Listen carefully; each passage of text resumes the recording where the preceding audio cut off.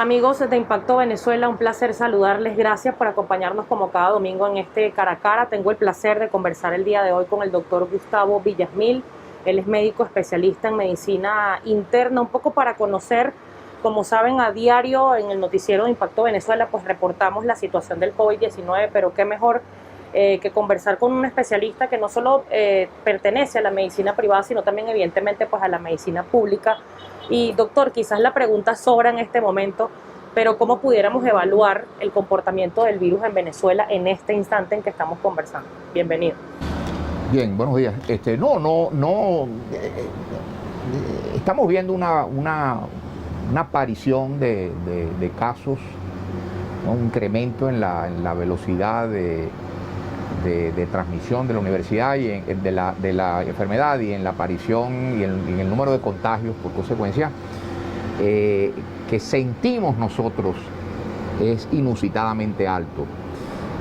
Y hablar de que uno siente cosas cuando está manejando un fenómeno epidémico cualquier colega en otra parte del mundo dirá, bueno, ¿cómo usted habla en esos términos? Bueno, porque aquí en Venezuela no tenemos más remedios que sentir, porque no podemos saber. Sí. En Venezuela ni se supo antes, ni se sabe hoy cuántos casos de COVID hemos tenido durante este año ya de epidemia. ¿Por qué? Porque aquí la política en cuanto al manejo de esta información tan esencial, no solo a los fines de las grandes decisiones en materia de salud pública que nunca se tomaron, sino incluso a los fines de la toma de decisiones en cabecera de enfermos, que es lo que hacemos los clínicos. Claro. Esa información tan esencial, como digo, para tomar decisiones en tan distintos niveles, tuvo un signo muy claro desde el principio de la epidemia, que fue el signo que le impuso una suerte de ministerio orwelliano de la verdad, en virtud del cual aquí se iban a decir o se iban a reconocer los casos de COVID-19 que quisiera el régimen venezolano. Esto es muy claro. Entonces, ¿qué se quiso con ello? Bueno, contribuir a formar una matriz de opinión, en virtud de la cual esto era un problema de colombianos, era un problema de brasileños, era un problema de antillanos, de centroamericanos, pero no un problema de venezolanos. Porque aquí el virus tenía un comportamiento diferente, el sol tropical, etcétera, etcétera, una serie de medidas o de explicaciones absolutamente infundadas, en virtud de lo cual se creó la percepción entre el público, pero también en el alto gobierno, de que en Venezuela no estaba pasando nada. De ahí, entiende usted, el relajo de las llamadas flexibilizaciones, término que no existe en la epidemiología tampoco. ¿No? ¿Qué estamos viendo ahora en Venezuela? ¿Por qué no hay una sola cama? Yo no sé cuántos casos hay realmente en Caracas, lo que diga el gobierno, nadie tiene otro número. Pero, ¿qué sí siento yo? Que este hospital está lleno, que el hospital del que vengo esta mañana está lleno, que no hay donde recibir un enfermo. Estamos acá preparando la entrevista, me ha visto usted atender 2 o 3 llamadas de personas que están desesperadas buscando asistencia médica, no sé dónde enviar. Sí, porque ya en este punto no es un tema ni siquiera de si tienes recursos o no, sino que no hay cama como atender. Entonces, ¿qué quiere decir eso? Es que la aparición de nuevos casos ha rebasado la capacidad de un sistema muy resentido como el sistema de atención médica en Venezuela para recibirlos. Entonces yo puedo mentir con el número en la rueda de prensa. Lo que yo no puedo mentir es con el gentío abajo en la emergencia, que no tengo ni siquiera dónde recibir, porque no solo es un problema de espacio físico, no es un rinconcito, ahí tiene que haber personal, una dotación de equipo, etcétera, etcétera, que no se puede improvisar. De manera que en este momento, para contestar a su pregunta, yo le compartiría 2 impresiones. Primero, Venezuela está pagando el alto costo que tiene la mentira, el manejo tendencioso de verdades fundamentales para la toma de decisiones. Y en segundo lugar, creo que es claro que estamos ante y en virtud de esto último, que estamos en un aumento explosivo del crecimiento de casos. No de otro modo uno explica que hoy la capacidad de recepción de casos, tanto en la red pública o lo que queda de ella, como en los proveedores privados, esté totalmente superada. Doctor, ¿se puede hablar que esta velocidad con la que están llegando los casos y quizás que se ve mucho más masiva que en los primeros momentos del COVID en Venezuela también se pudo perjudicar con este tema que usted decía, que la flexibilización no existe en epidemiología, con el tema de carnaval, porque además, si uno tiene un papá, vamos a poner un ejemplo, que Nicolás Maduro sea el papá de los venezolanos, y el papá se relaja, evidentemente la gente también, pero ¿dónde queda el sentido común del ciudadano de cuidarse? Bueno, pero es que el sentido común es muy, es una, digamos, es función compleja, dirían los matemáticos, de una serie de variables cuyo manejo individual particular fue especialmente manido o tendencioso desde un principio. Valga decir, ¿por qué en Venezuela nosotros empezamos a notar a los 2 meses de las llamadas a cuarentena? Que eso se estaba empezando, yo lo dije, a deshilachar. Uno veía en sectores populares en el este de Caracas, le hace Redoma de Petare, o en el oeste le hace Boulevard de Catia, uno veía que parecía un día cualquiera. Es que esos petareños y catienses son irresponsables, son insensatos. No, el problema es que en Venezuela no hay economía basada en el ahorro. En Venezuela la capacidad de ahorro es cero. Claro, la gente vive del día a día. La gente vive del día a día, entonces es muy difícil. Usted le puede decir a un ciudadano italiano de la Lombardía en el norte, quédese en su casa 3 meses que usted le va a llegar el cheque de la seguridad social o el depósito, la transferencia. Eso no existe en Venezuela. En Venezuela cada quien tuvo que salir a buscar a Dios como mejor pudo, y ahí se produjo buena parte de los contagios que caracterizaron aquel primer momento. Pero si además de eso, que era ya un fenómeno una amenaza muy preocupante, usted le agrega, repito, una matriz de opinión que buscase, y lo voy a decir claramente, hacer de la epidemia un fenómeno funcional a la agenda política del régimen, porque aquí hubo sarao electoral el 6 de diciembre. Total.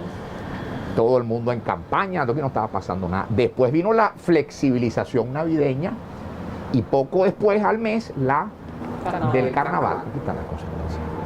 Lo dijo alguien, un vocero oficial allá en el estado Bolívar, que está pasando muy mal, dijo, nos mató el carnaval. Este era el momento del calipso en el Callao, no. Este era el momento de los centros comerciales, las ferias de comida llenas, no. Este era el momento del recato, de la comedición, pero tiene que haber para ello una pauta ejemplarizante que el Estado venezolano nunca dio. Aquí los primeros grandes, recuerdo en Maracaibo, primeros grandes mítines políticos del partido en el poder, en medio de la pandemia, hay un gentío puesto ahí. Aquí están las consecuencias. Entonces ahora es que es la variante brasileña, la P1. Ese es un factor a considerar, pero apenas uno más. Pero eso se puede comprobar. No, bueno, se puede comprobar en caso, o sea, en Venezuela existe la tecnología y existe además la cualificación técnica y académica de personas que pueden decir en qué medida, en qué porcentaje está la variante brasileña involucrada en los casos que están apareciendo en Venezuela. ¿Hay voluntad para eso? Yo no lo he visto. ¿Y por qué seguimos dependiendo de un único laboratorio para esto?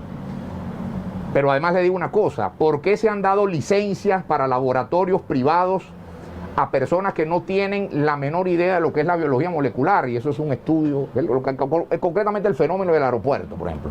Sí, que incluso hubo una investigación. Absolutamente, el dueño, el operario, el responsable de la operación de ese servicio, por el cual la gente es conminada, por decirlo menos, a pagar $60. $60 por prueba, sí. Es un individuo que difícilmente tenga certificado de educación primaria. ¿Y por qué? Teniendo solo la Universidad Central de Venezuela, la que imparto la docencia, 6 equipos de PCR perfectamente operativos y manejados por gente cualificadísima. ¿Por qué nunca tuvo la autorización para recibir muestras, procesarlas y generar un resultado? Porque de ese resultado se puede enterar todo el mundo. La Universidad Autónoma Venezolana jamás. La universidad va a decir qué es lo que está viendo. Claro. ¿Por qué no la tuvieron hospitales privados que tienen una amplia experiencia en el manejo? De hecho, usan la biología molecular en sus respectivos laboratorios para otros fines. Simplemente es cambiar el primer, perfectamente posible. Porque, repito, lo importante era que esa información no saliera del ámbito en donde era perfectamente controlable, porque eso es consistente con la política inicial del gobierno. Iban a haber tantos casos como el gobierno quisiera, ni uno más. Doctor, ¿qué significa eso para un país y para una sociedad, porque no se trata solamente de cifras, son pérdidas de gente valiosa, el virus se lleva afectos, el virus se lleva la vida, que evidentemente es lo más valioso que puede tener cualquier ser humano, pero ¿qué significa para un país que se haga incluso el uso de la pandemia como por qué no decirlo, como estrategia de control social? Totalmente, pero es que eso nunca hubo duda.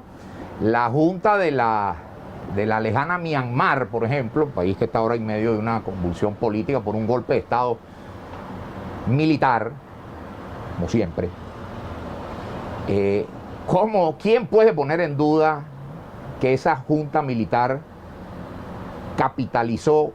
hizo funcional para sí la tragedia del famoso tsunami? Esa junta militar quedó atornillada después del tsunami, que fue una catástrofe humana. Es posible funcionalizar, es decir, poner en función de una agenda de poder una catástrofe como lo que estamos viviendo. El caso venezolano lo está demostrando. El régimen está sólido en lo que está haciendo. Los que estamos viendo que no dormimos, que no tenemos paz ni sosiego, recibiendo llamadas, haz esto, tómate un acetaminofén y lleva a tu papá un CDI para que le pongan un saturómetro, somos nosotros. Pero vamos a estar claros. Y aquí yo tengo que hacer, y te agradezco infinitamente la oportunidad, porque ese nivel de debate no se ha dado en Venezuela, y posiblemente sea por eso que estamos como estamos. Y es que en Venezuela todo es el debate técnico. Sí.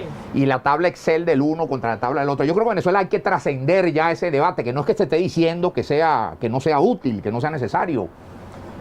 Pero nuestro problema es muy, muy superior a un problema de contraste entre indicadores y entre modelos matemáticos. Problema de Venezuela en este caso en particular de COVID-19, pero en muchos otros ámbitos, como es el drama económico, el tema de la desinstitucionalización, el tema de la entronización de prácticas que incluso son claramente delictivas, pero que en Venezuela están institucionalizadas, nos remite a un problema único, que es el que Venezuela bordea pero no quiere abordar, que es el problema ético. Estamos ante una revolución marxista. La revolución marxista viene a imponer un programa político, no viene otra cosa. El querido escucha que aquí tiene la amabilidad de oírme. La revolución marxista no viene a que usted opere a su mamá, eduque a su hijo, o tenga una casa, una vivienda digna para usted y su familia. No, ellos vienen a imponer un programa político. Si en ese afán, en ese camino se muere la mamá del uno, o sacan muerto al hermano del otro porque tuvo COVID y ni se enteró, o pasan las cosas que ocurren en Venezuela en los hospitales, porque la crisis hospitalaria pública en Venezuela no la trajo COVID. Por supuesto, se agudizó con el COVID quizás, pero es mucho más grave. No le quita el sueño a ningún mandamás de la revolución, porque él no vino a hacer eso, él no vino a componer hospitales, ni a dotar ambulatorios, él vino a hacer una revolución marxista. Y esa es la mamá de otro, la esposa, compañero de vida de otro, el hijo de otro, el de ellos no. En consecuencia, y además, al así hacer, al así actuar, el marxista se cree prejustificado. Es que yo vengo a coronar la revolución proletaria mundial, chicos. ¿Qué le importó a Mao Zedong que 20 millones de chinos se murieran de hambre? ¿Qué le importó a Joseph Stalin que 30 millones de ucranianos se murieran de hambre? Nada, él venía a un fin superior. Bueno, esos son daños colaterales, claro, porque eran los hijos de él. Claro.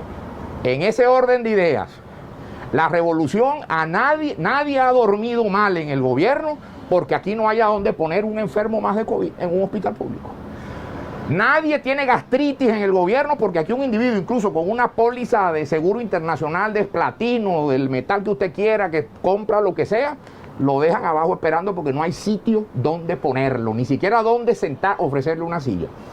Nadie está pasando malas noches por eso, porque, repito, la revolución marxista no vino a eso, no vino a resolver ni esta epidemia, ni la difteria, ni la malaria que nos azotan por otro lado, ni el desastre, el desmadre económico de 7 años en Venezuela, ni los 5 millones, casi 6, de hermanos venezolanos que llegan a pie hasta Lima para que los maltraten y mueren en páramos o que mueren en canoas tratando de alcanzar la costa de Trinidad.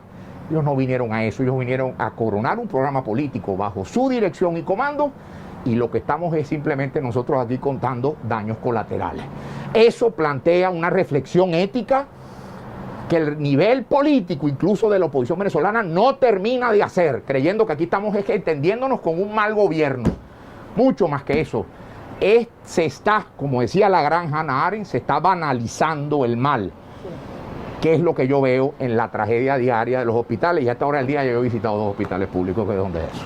Doctor, yo le agradezco muchísimo esta conversación, porque además el temático pareciera ser ciertamente un tabú, pareciera que nadie lo trae, y ciertamente es así, y lo vemos en escalas pequeñas, desde lo más básico, que alguien te pueda vender algo por sobrepeso, por hacer de todo un negocio en Venezuela por la misma necesidad económica, hasta que se manejen las vidas de los venezolanos de una manera tan lamentable, y que que haya una burla sobre el dolor de la gente que no tiene cómo ser atendida en los hospitales. Le agradezco mucho, de verdad. Si me das 30 segundos, adelante. Quiero advertir sobre algo más. Adelante. Porque en tanto que tragedia ética la que estamos viviendo, aquí hay quienes han planteado ya, voceros políticos de cierta relevancia, fíjate tú, la posibilidad de que haya provisión privada de la vacuna, en este caso de la Sputnik 5, que es la vacuna de elaboración rusa. O sea, cuidado con que aquí en Venezuela no se bodegonice también el noble acto de vacunar. El vacunar es el acto médico más noble, porque es el que evita que uno se enferme. Y Venezuela se está vacunando desde 1804, desde los tiempos prerepublicanos se vacuna en Venezuela. Ahora no, ahora como hay bodegones para echar gasolina, si usted tiene dólares, así como hay bodegones para comprar chocolate suizo, vinos de Borgoña o lo que usted quiere, si usted tiene cómo, también, ¿por qué no tener un bodegón para vacunar al que lo quiera? Por supuesto, siempre que pueda pagar. Entonces, ¿la vacuna es para el que pueda pagarla o la vacuna es para el que la necesite? En Venezuela no llega al 1%. En Venezuela hay 300.000 enfermeras y vinieron 100.000 vacunas. ¿Cuándo van a vacunar a nuestras hermanas y colaboradoras que sin ellas los médicos no somos nada y que están en este momento con el equipo de protección que ellas mismas se proveen, enfrentando este drama y atendiendo pacientes en los hospitales públicos? Eso no es un problema de línea de procura, de políticas de comercialización, eso es un problema ético, porque es vender, dejar a merced del mercado lo que puede salvar la vida de un ser humano. Yo, desde la modesta posición que tengo, yo no soy más que esto que tú ves. No dudaré en desenvainar lo único que tengo, que no es un sable, sino un argumento para condenar y para manifestar la mayor de mis repulsas a quienes en medio de esta tragedia que están viviendo Venezuela y el mundo, lo que estén viendo no son modos de ayudar, sino oportunidades de negocio por aquello del business as usual. Dime tú si eso no habla de haber tocado fondo desde el punto de vista ético de una sociedad. Doctor, muchísimas gracias por esta última reflexión. Pues nos vemos el próximo domingo. Recuerden nuestras redes sociales, @ImpactoBE en Instagram y en el canal de YouTube. Suscríbase tocando la campanita. Nos vemos el próximo domingo.